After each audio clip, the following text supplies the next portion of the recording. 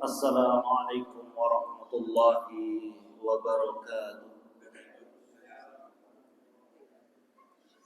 Innal hamdalillah nahmaduhu wa nasta'inuhu wa nastaghfiruhu wa nastahdihi wa na'udzu billahi min shururi anfusina wa min sayyiati a'malina. May yahdihillahu fala mudilla lahu wa may yudlil fala hadiya lahu. Asyhadu an la ilaha illallah wahdahu la syarika lah wa asyhadu anna Muhammadan abduhu wa rasuluhu la nabiyya ba'dah. Qala Allah ta'ala fi kitabil karim, a'udzu billahi minasy syaithanir rajim. Yarfa'illahu alladhina amanu minkum walladhina utul ilma darajat. Wa qala asy-sya'ir فالعلم جوهر لطيف لا يصلح إلا بقلب نظيف. أما بعد. Alhamdulillah, kita merasakan nikmat dari Allah Subhanahu wa taala. Nikmat yang begitu luar biasa, yaitu nikmat iman. Nikmat dipersatukannya kita karena Islam. Nikmat persaudaraan, dan kita bisa dikumpulkan oleh Allah Subhanahu wa taala karena persaudaraan iman, persaudaraan Islam, bukan karena yang lain. Ini begitu indah, karena memang sejatinya manusia itu berkumpul sesuai dengan kecenderungannya dia. Ada yang senang duit, kumpul sama-sama yang senang duit. Ada juga yang senang hewan tertentu, ada penghobi burung, ada penghobi iguana, penghobi buaya misalkan. Itu kumpul sama-sama kecenderungannya. Dan kita semuanya berkumpul dikarenakan sama-sama pecintanya Nabi Muhammad SAW. Itu nikmat yang luar biasa. Dan alhamdulillah, kita diberi karunia oleh Allah Subhanahu wa taala, diundang oleh Allah Subhanahu wa taala di dalam majelis ilmu, di mana kalau mau mengetahui karakter orang beriman itu adalah karakter pembelajar. Karena cukuplah isyarat yang begitu jelas ketika ayat yang pertama kali turun itu memerintahkan untuk belajar. Ini kayaknya soundnya habis disetting lagi. Kayak apa namanya? Di orkesan. Tidak apa-apa, yang penting majelis taklim. Dan Masya Allah, Allah menyediakan semuanya untuk kita agar kita bisa memaksimalkan diri untuk ibadah kepada Allah Subhanahu wa taala. Apalagi di dalam pertemuan ini ada 2 stasiun televisi yang meliput, biasanya 1 kayak Mikloro, alhamdulillah. Dan memang mengenai karakter pembelajar, inilah yang kita bahas. Orang beriman semuanya pembelajar dan mempunyai jiwa pembelajar. Bahkan andaikan dia seorang guru, mau guru besar, guru kecil, guru sedang, itu wajib memiliki karakter pembaca. Karena manusia terbaik, termulia, yaitu Nabi Muhammad SAW, beliau juga terus belajar. Apalagi di bulan Ramadan, Jibril itu turun alaihissalam secara khusus untuk menerima setoran hafalannya Rasulullah SAW. Belajar. Wahyu terus-menerus turun bertahap. Itu juga dalam rangka belajar. Ya, di mana malaikat Jibril alaihissalam menyampaikan wahyu dari Allah Subhanahu wa taala sebagai ilmu yang di mana beliau terus-menerus belajar. Kalau kita ditanya siapa manusia terpintar, tercerdas sepanjang masa, ya Nabi Muhammad SAW. Dan tidak mungkin manusia yang lain. Beliau adalah orang yang terpintar, tercerdas sepanjang masa. karena beliau adalah seorang pembelajar yang terhebat. Kalau kita tanya siapa guru yang terhebat, ya Nabi Muhammad SAW. Karena guru terhebat itu berasal dari murid terhebat, pembelajar terhebat. Nah, karena kula panjenengan sedanten ini pembelajar sepanjang masa, ya kecuali kalau sudah di alam kubur itu tidak ada majelis taklim, tidak kober. Yang disiksa ya sibuk dengan siksaan, naudzubillah. Yang mendapatkan nikmat kubur, dia sibuk dengan nikmat kubur. Tidak ada tiba-tiba malaikat datang, "Saya ngaji bro," tidak ada. Sudah waktunya merasakan kenikmatan sembari menunggu yaumul kiamat. Itu. Tapi sebelumnya saya membahas di perkara ini suara saya dari belakang jelas ya, ibu-ibu. Nah, yang penting jelas, walaupun mendul-mendul ini tidak apa-apa. Yang penting jelas. Nah, kita sekarang wajib memperhatikan bagaimana caranya agar kita menjadi pembelajar yang baik, yang berkah belajarnya. Itu punyanya ada 3 aja. Kalau mau jadi pembelajar yang baik, yang hebat, diberkahi, diridhoi oleh Allah Subhanahu wa taala, kuncinya ada 3. Sebagaimana disebutkan oleh al-musannif di dalam adabul muta'allim, yaitu bagaimana tata keramanya seorang pembelajar. Nah, bukan mencari apa metodenya agar belajar ini jadi baik. Itu metode, itu cara. Ya, kalau metode itu cara.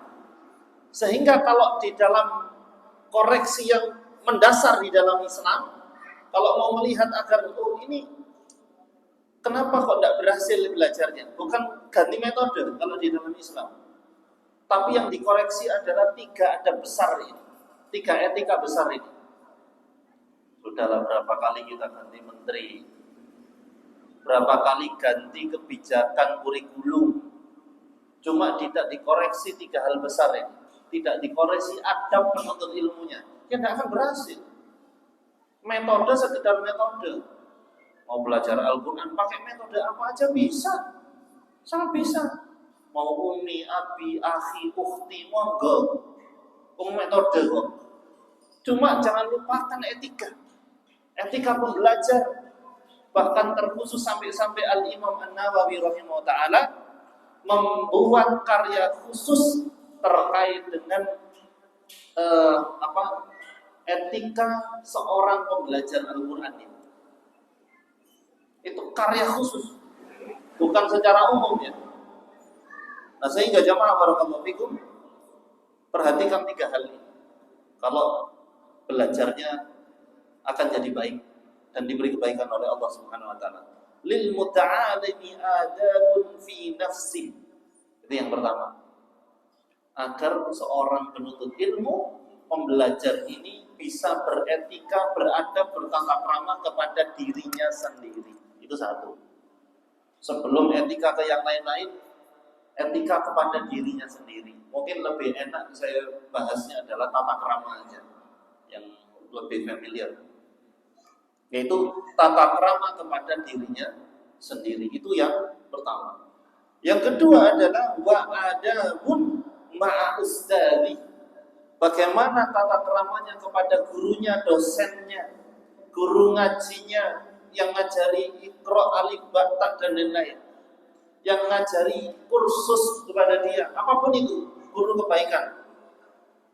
Kecuali guru yang ngajari curanmor, yaitu nyite, ngajari nyopet, ya, ngajari download yang tidak benar, ngajari perkara yang tidak baik, itu tidak perlu beradab. Namun kalau itu pengajar kebaikan, maka kita beradab kepada yang ngajari kita. Ngajari masak kah, ngajari apapun, itu berarti itu mengajari kebaikan. Dan yang ketiga adalah wa'adabun ma'a ikhwani. yaitu bagaimana bertata krama kepada sesama pembelajar, sesama penuntut ilmu. Maka tiga ini yang kita pegang. Kalau yang pertama tadi kepada diri sendiri itu hubungannya dengan dirinya kepada Allah. Yang kedua kepada gurunya yang dititipi ilmu oleh Allah. Dan yang ketiga adalah kepada sesamanya. Nah, sudah, kalau tiga ini dipegang, ngambil jurusan apa saja, ngambil materi apa saja, belajarnya jadi berkah. Apakah bisa jadi pinter? Belum tentu. Pinter belum tentu berkah. Yang ngarang apa namanya Al-Mujam Al-Mufahros li Al-Fadil Hadithin Nabawi itu pinter. Cuma dia orang Yahudi, ngarang kitab hadis itu. Sebagaimana juga yang mengarang apa Qomus Al-Munjid, salah satu kamus bahasa Arab terbaik, itu pastor itu dua-duanya, Louis Maklub dan Bernard Totel. Pinter apa enggak? Ya pinter. Tapi belum tentu berkah.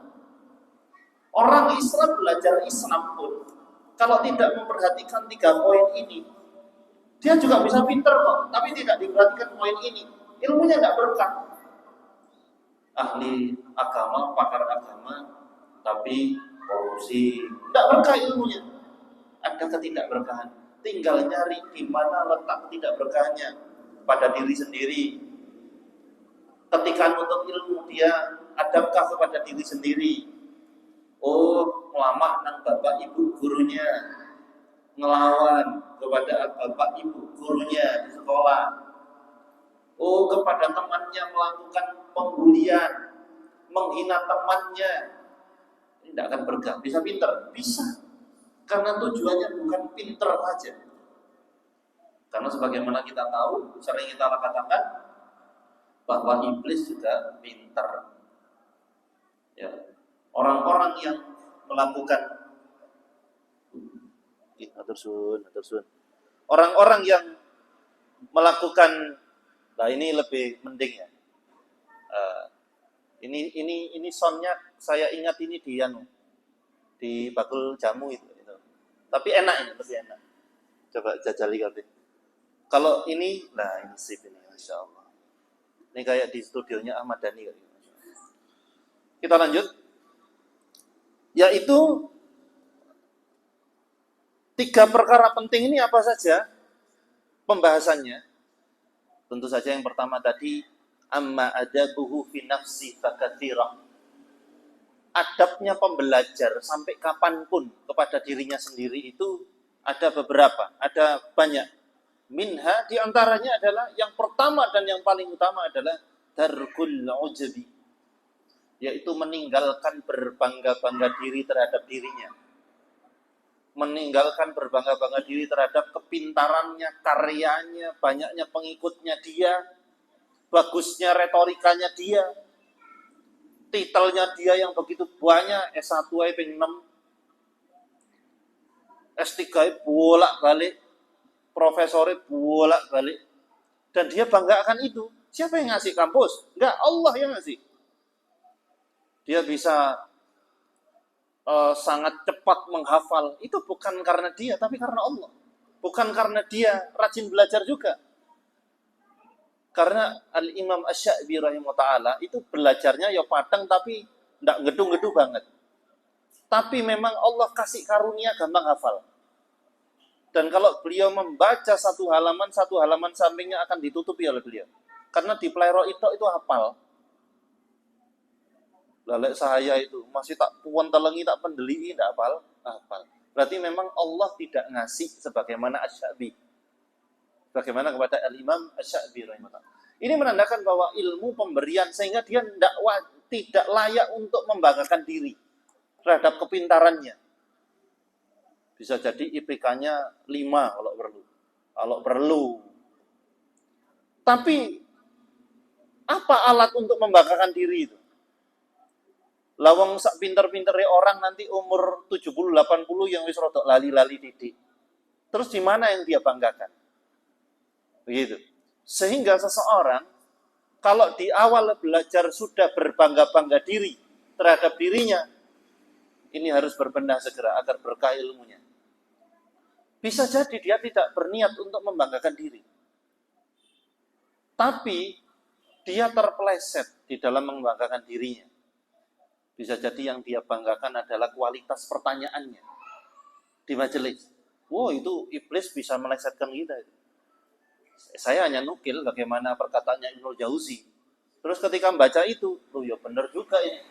Saya pun bisa terjerumus ke situ. Saya tak takon ben ilo delok pertanyaanku itu luar biasa. Iblis itu gitu. Subhanallah. Untung kok ada ulama yang menerangkan itu semuanya sehingga kita sebagai pembelajar tidak kalah di start awal. Lah wong start awalnya sudah kalah kok. Mau seminar proposal ya mas-mas yang mahasiswa ini. Tapi di situ sudah ada niat tidak bagus. Ayo, lo ini lo ya semprogi lah, jos. Itu dijamin tidak akan berkah. Karena dia sudah membanggakan diri sendiri. Tadi malam saya dapat tamu, tapi sebenarnya niatnya Ustadz mohon nasihat pernikahan, Ustadz menikah dulu dia. Tapi sebenarnya sesungguhnya yang mendapatkan nasihat itu saya, Pak. Dari beliau itu. Beliau seorang pengacara yang lumayan tenar di Malang. Dan beliau bilang, saya itu ingin memulai belajar bahasa Arab, Ustaz. Loh ya monggo, nanti tak arahkan kemana dengan kesibukannya jenengan atau panjenengan pensiun jadi pengacara biar bisa maksimal. Terus, tapi saya tunda dulu, Ustaz, katanya. Loh nopo, oh Mas? Saya itu terpengaruh salah satu sosok ulama muda yang kemarin ke Malang. Sebenarnya kami ingin mau hendak ketemu tapi ternyata nggak pas jadwalnya. Itu seorang ulama muda dari Jawa Tengah, namanya Gus Maulana Arif. Saya sering kontak sama beliau ya dari Nahdlatul Ulama. Itu sering ikuti beliau gitu di TikTok. Puasa Arabnya josnya. Lah, kemudian dia membayangkan begini, ini tamu saya tadi malam. Saya mikir gini, kan enak lah aku nggak konten, nggak terus pakai bahasa Arab kan jos itu. Wah, itu gara-gara kan jos itu.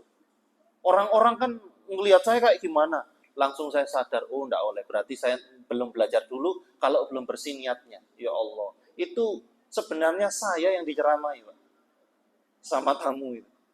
Oh ya Allah, terima kasih ya Allah, panjenengan kirim beliau untuk nasihati saya. Sehingga ilmu itu syarat akan kebersihan hati, karena ada syair yang mengatakan fal ilmu jauhar latif la yaslihu illa liqalbin nadhif. Ilmu itu mutiara yang indah, yang lembut, yang luar biasa. Mutiara itu. Ilmu itu adalah ya mutiara yang indah. Bayangkan ini mutiara dawet itu bayang tadi. Mutiara yang indah. Dan tidak cocok, tidak akan ada kebaikan kalau ilmu itu ditempatkan kepada hati yang kotor, kecuali hatinya bersih. Liqalbin nadhif. Nadhif itu bersih. Nadhafah. Lah, kalau hatinya bersih, ilmu sedikit aja jadi baik. Tapi kalau hatinya kotor, wadahnya ilmu ini kotor, maka sebanyak ilmu pun akan membuat dia tidak baik, semakin tidak baik, semakin banyak ilmu. Semakin tahu, semakin sombong. Dijamin itu. Karena wadahnya kotor. Sebagaimana kita pernah membahas dalam perkara ketakwaan itu. Bahwa di dalam bab ketakwaan itu kan ada 4. Yaitu at-taqwa hiya, namanya takwa itu adalah melaksanakan perintah-perintah Allah ya semampunya. Kemudian yang kedua adalah ijtinabu nawahi, menjauhi larang-larangannya. Kemudian yang ketiga, ini yang kita bicarakan, yaitu hendaklah dia meninggalkan atau kemudian dia watakhalli bikulli radhilah atau an kulli radhilah, dia membersihkan dari hatinya dari perkara-perkara tercela, baru siap untuk dimasuki ilmu. Itu pakai ketakwaan juga ilmu. Nah, kula panjenengan sedanten harus sama-sama berjuang untuk membersihkan hati. Dan PR yang lebih berat dalam membersihkan hati itu adalah saya dibanding panjenengan. Jangan mentang-mentang terus sinau terus, semakin banyak tahu, terus saya kemelindi begitu. Terus kemudian saya merendahkan kelompok lain begitu. Merendahkan orang lain atau ormas lain. Nah, ini tanda hatinya kotor. Sehingga tidak usah ditambah dulu ilmunya, dibersihkan hatinya. Dikurasi gitu, jedingan yang lumut, kotor, banyak tanahnya dibersihkan baru dikasih air. Kalau wadahnya bersih, mau ditaruh air kotor, menep nanti, Pak. Karena wadahnya bersih. Tapi kalau wadahnya kotor, dijoki terus sama air bening, jadi kotor. Yang banyak monggo zikir, sholawat 1000 kali monggo. Tapi kalau di sini terdapat kekotoran hati, sholawat itu tidak ada gunanya bagi dia. Tidak tertanam bahwa dengan sholawat itu tersampaikan kerinduan kita kepada Nabi SAW. Karena kita mencintai beliau. Karena di antara haknya beliau adalah kita membaca sholawat untuk beliau. Ketika nama beliau disebut, Sallallahu Alaihi Wasallam, kita bersolawat, itu haknya beliau. Tapi kalau tidak dengan hati bersih, tidak bisa. Nah, sehingga jamaah barakallahu fikum, majelis ilmu itu bongkar mindset. Bongkar pola pikir, bongkar hati. Metani apa yang sekiranya menjadi kotoran dalam hati kita. Oh iya, saya di sini. Akhirnya ketemu kan. Lah kita semuanya, apalagi saya yang lebih parah daripada jenengan. Tidak akan bisa tahu penyakit hati saya kalau tidak ngaji. Makanya kan sangat aneh itu. Ngajinya kenceng kok tambah ngenyean kelompok lain, itu kan tambah aneh. Itu aneh luar biasa. Nah, kembali kepada bagaimana seseorang itu harus tarkul ujabi. Dia meninggalkan berbangga-bangga diri terhadap dirinya. Nah, itu adab kepada diri sendiri. Sehingga mau belajar apa saja, Masya Allah, akan cepat. Buktinya para ulama itu loh, di dalam sejarah. Apa metode belajarnya? Apakah Al-Imam Asy-Syafi'i itu ngerjakan tesis? Apakah kemudian Imam Malik itu juga sempronya bagus begitu, seminar proposalnya gitu? Tidak ada titel mereka itu. Tapi mereka semuanya orang-orang soleh waktu itu, para alim ulama waktu itu, begitu siap hatinya dimasuki ilmu itu. Siap banget, Pak. Karena adab akhlaknya sudah selesai dibahas. Dan ini adalah perkara yang membersihkan hati. Sehingga jadi begitu, copot begitu. Belajarnya jadi luar biasa. Cari riwayat-riwayat orang-orang yang paling top kepintarannya di agama lain. Bukan di Islam, di agama lain.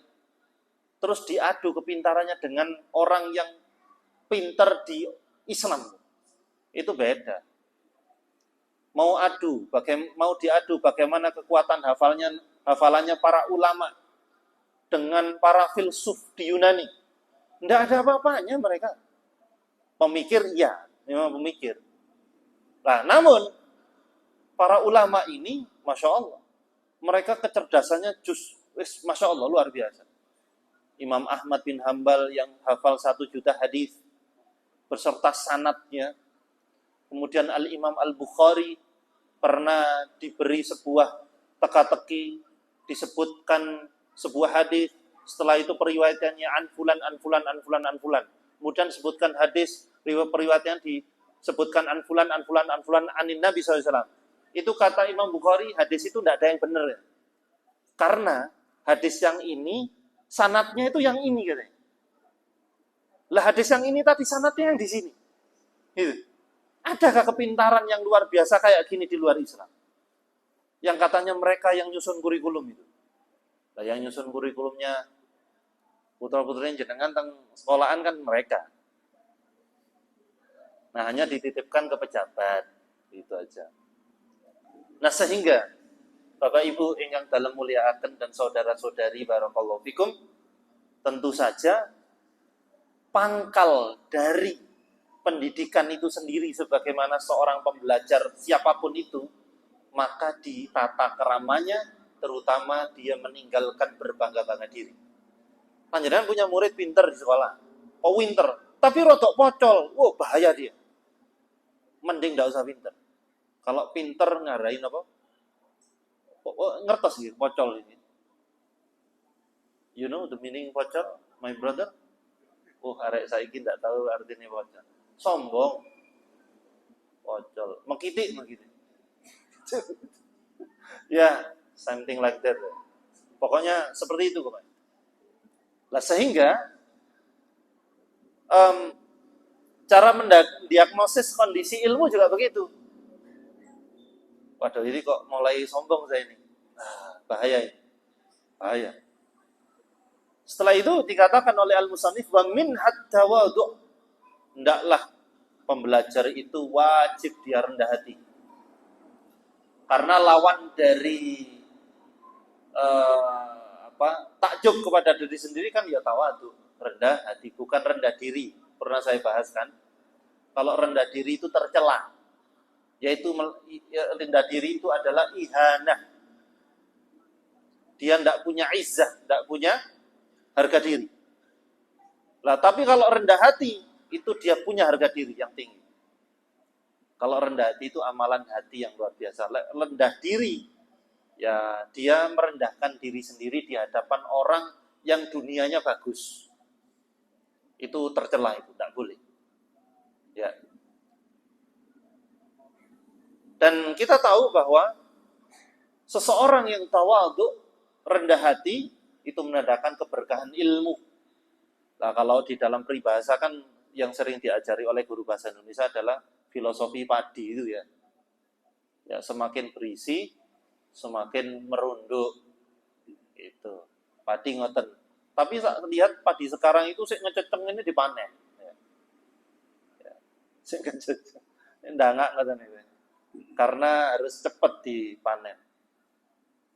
Nah, tapi ala kulli hal filosofi padi itu maksudnya adalah rendah hati, dan semua agama, semua bangsa mengiyakan itu. Bahwa rendah hati merupakan perkara yang baik. Dan yang ketiga, adab kepada diri sendiri bagi seorang pembelajar adalah as-sidqu, jujur. Karena bahaya seseorang yang tidak jujur ketika menuntut ilmu itu. Sedangkan ilmu itu diterima, misalkan 7, kalau tidak jujur dikurangi sama dia. Wah, kayaknya yang poin 5 ini tidak asik ini. Jadi namanya lah. Makanya kejujuran itu penting. Atau mungkin 7, kurang 7, kurang jos kayak. Ditambah aja 12. Atau penjelasannya tidak seperti semestinya. Karena memang ilmu itu nukilan, hanya nukil aja gitu. Dan kami pun juga nukil. Para ulama juga menukil. Nah, sehingga disampaikan dengan variasi penyampaian yang berbeda. Kalau dia tidak aman akan dikurangi. Makanya di dalam ilmu hadis itu ada perawi namanya disebut perawi yang mudallis. Itu perawi yang menyembunyikan sesuatu. Itu tidak boleh. Semestinya ini hadis ini bagus begitu, maknanya luar biasa, dikurangi gara-gara tidak pro sama dia. Wah, Rasulullah ini kok membicarakan tentang menghindari, misalkan menghindari makan timun ini. Wah, tidak cocok, aku bakul timun dari. Makanya ada perawi-perawi palsu itu yang dia menyampaikan hadis-hadis palsu yang dia buat itu karena ada kepentingan untuk dirinya sendiri. Gitu. Dan ini perkara tercela. Hadis tentang beras itu ada, Pak. Tapi bisa dipastikan palsu. Keutamaan beras itu bisa dipastikan palsu karena Nabi dan para sahabat tidak makan nasi. Tidak ada hadis tentang sego wadang, terus sego liwet, tidak ada. Cuma karena dia bakul beras, terus menyampaikan keutamaan beras. Itu dinukil oleh Ibnul Qayyim di dalam At-Tibbun Nabawi. Tapi Ibnul Qayyim mengatakan ini hadis palsu. Itu. Nah, Kadang-kadang ada berlebihan, jual buah tertentu dibikinlah hadis palsu. Hadis palsu tentang semangka. Barang siapa makan semangka, punya fadilah begini, begini, begini. Ada yang lagi viral, ya kan? Lek panjenengan pirsa. Gini, ada seorang dai dipotong videonya, barang siapa dia meminum kopi, Masya Allah yang kopi ini. Dan ketika dia meninggal, di tenggorokannya masih ada sisa kopi, maka dia masuk surga. Kan menarik itu. Koyoknya bakul kopi deh. Tapi memang ada kitab tentang kopi. Yaitu karya Syekh Al-Jampesi, saya punya. Namanya Irsyadul Ikhwan fi bayani syurbil qahwa wad dukhan. Ya, terakhirnya paling tidak enak. Kitabnya namanya Irsyadul Ikhwan, petunjuk persaudaraan, penjelasan minum kopi dan ngerokok. Tapi yang terakhir itu wis masing-masing monggo. Karena itu khilaf ya. Kalau saya ikut majelis tarjih. Namun ternyata tentang kopi juga ada hadis-hadis palsu. Ada seseorang, dia berjumpa Rasulullah dalam kondisi terjaga di masa ini. Terus langsung bilang begini katanya, ya Rasulullah, saya mau minta hadis langsung kepada panjenengan. Sengaja tidak tak sebutkan namanya, sensitif. Ya Rasulullah, saya ingin minta hadis secara langsung kepada panjenengan tanpa perantara. Terus dari ini hadis tentang kopi itu. Kalau kita lihat sejarahnya kopi memang tidak familiar, makanya ada kopi Arab, ya itu kopi di kayak poni loh terus jadi kopi Arab itu.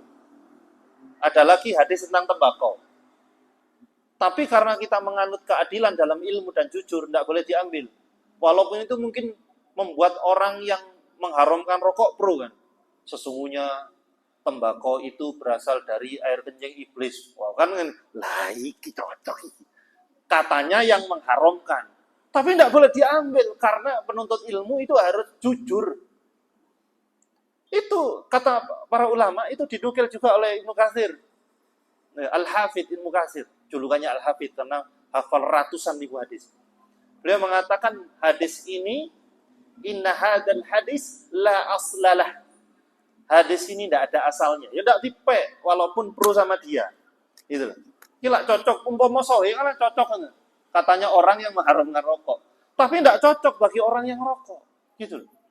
Nah, sementara hukum ini bukan cocok, tidak cocok. Keadilan, amanah. Sehingga kalau memang menyampaikan ada perbedaan pendapat, sampaikan ada perbedaan pendapat.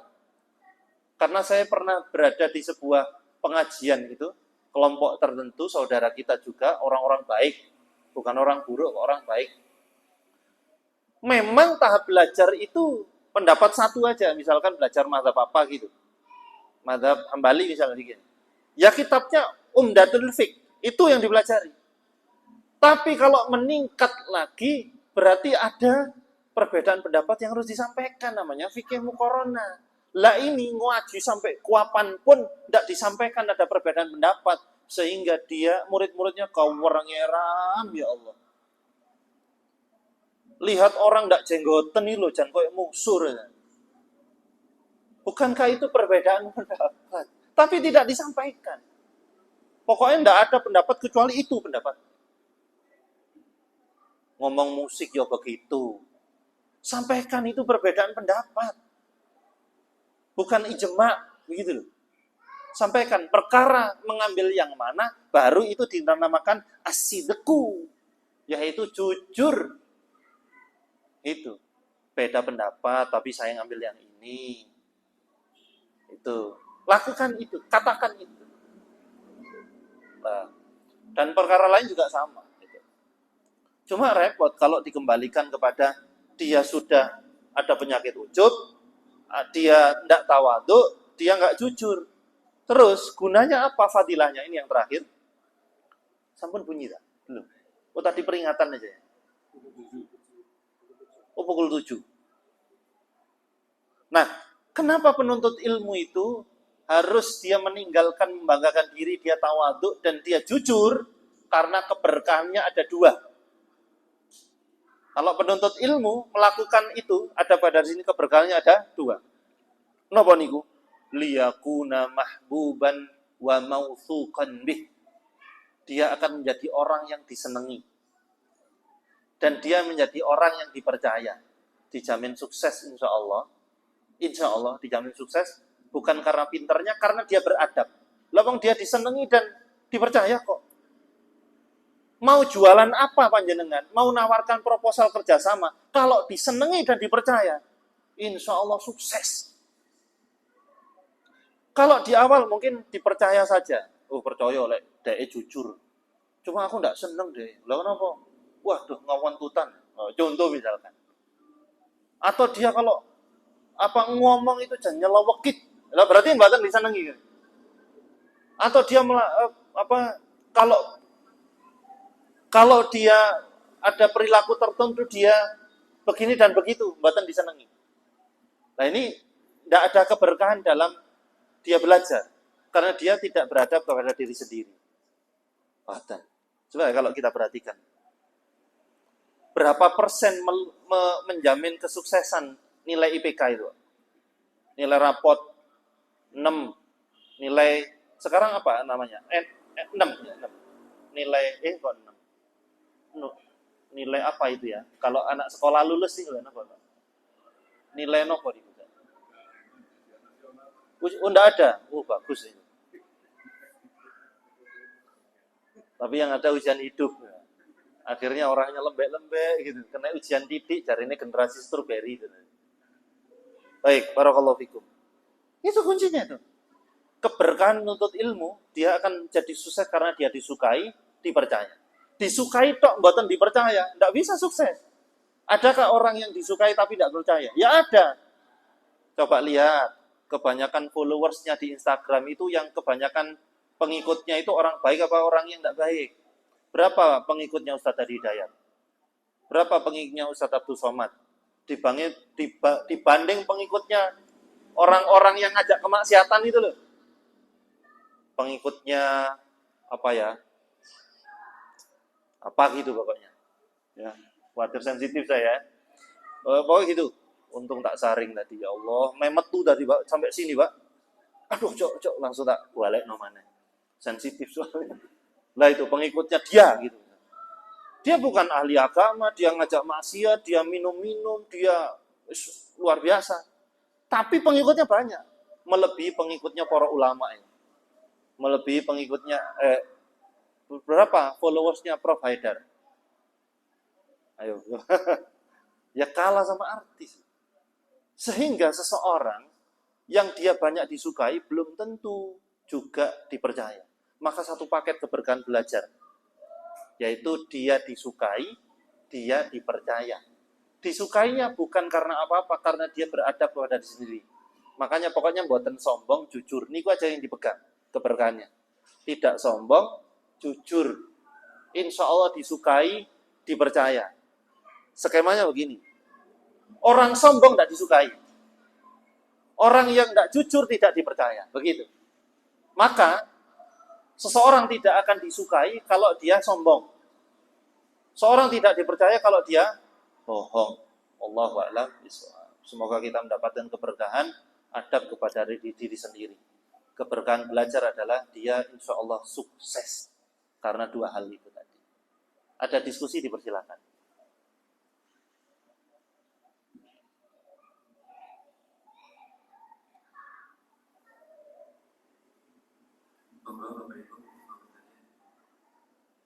Oh je, enggak.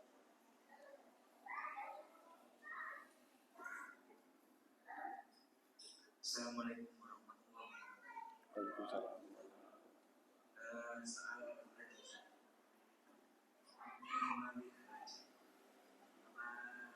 Itu sunnah yang wajib. Saya pernah dengar dari Rahimallah.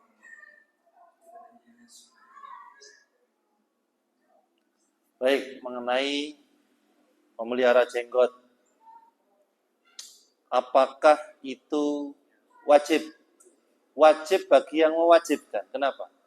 Dalilnya lo bodoh. Gini contohnya ya. Ini usul fikih aja sebenarnya. Yaitu di dalam hadisnya dikatakan wajib dan dikatakan sunnah, itu dalilnya cuma satu. Bahwa ketika Nabi bersabda, wa firrul lihya, perliharalah jenggot. Itu.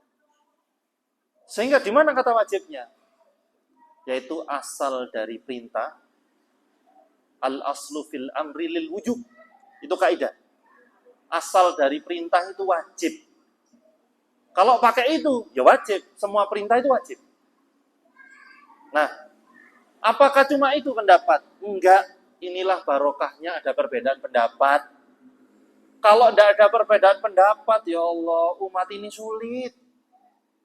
Terus terang, kami itu kalau ngaji dengan teman-teman yang baru belajar di kafe-kafe, kadang-kadang ono sing rodok mendem, benih ae lo ini mencelek, itu akan kami carikan celah hukum agar dia selamat. Kalau tidak ada perbedaan sulit. Tapi apakah semua perintah itu wajib? Ulama lain mengatakan tidak semua perintah wajib karena ada perintah yang sunnah. Dan sehingga perkara jenggot ini perbedaan pendapat di kalangan ulama. Kalau salah satu guru yaitu Ustadz Yazid bin Abdul Qadir Jawas yang semua pasti menghormati beliau, rahimahullah rahmatan wasi'atan, beliau benar mengatakan seperti itu karena yang diambil pendapat adalah memelihara jenggot wajib. Umpama dikudak situk ngatanya dosa. Itu. Terus yang pendapat yang lain sunnah. Sehingga bolehnya dirapikan sebagaimana pendapat dari sahabat Jabir yang beliau pernah memotong jenggotnya segini. Diginikan terus dipotong. Rok. Tolak mlebu neraka itu sahabat Nabi tadi. Umpama mboten enten perbedaan pendapat. Itu. Nah, sehingga ala kulli hal itu perbedaan pendapat. Nah, yang mengatakan sunnah itu boleh dirapikan. Boleh dirapikan. Nah, saya pribadi ikut yang sunnah. Tapi yang dijadikan kesepakatan adalah pokoknya melakukan sesuatu karena niru Nabi berpahala. Itu sepakat. Sepakat itu. Nah, kalau panjenengan derek wajib ya pahalanya besar daripada yang derek sunnah. Tapi kepetotnya bukan kepethot sengaja. Duh, gak kuat. Dosa. Nggih. Monggo derek putih monggo. Kalau kami ikut yang sunnah. Wallahu a'lam bishawab. Baik, enggak ada lagi? Kalau mboten enten, insyaallah kita akan melanjutkan ke ibadah yang berikutnya, ibadah agung berikutnya yaitu sholat isya. Dan bismillah, kita anggap sholat isya ini adalah sholat terakhir kita. Agar kita maksimal khusyuk di dalam menjalankannya insyaallah. Semoga kita semuanya jadi pembelajar yang baik, menjadi seorang pembelajar yang ilmunya diberkahi insyaallah. Sehingga tanda keberkahannya adalah mudah ngamalkan. Alhamdulillah, Allahumma shalli wa sallim ala nabiyina Muhammad, subhanakallahumma wa bihamdik, asyhadu an la ilaha illa anta, astaghfiruka wa atubu ilaik. Wassalamualaikum warahmatullahi wabarakatuh.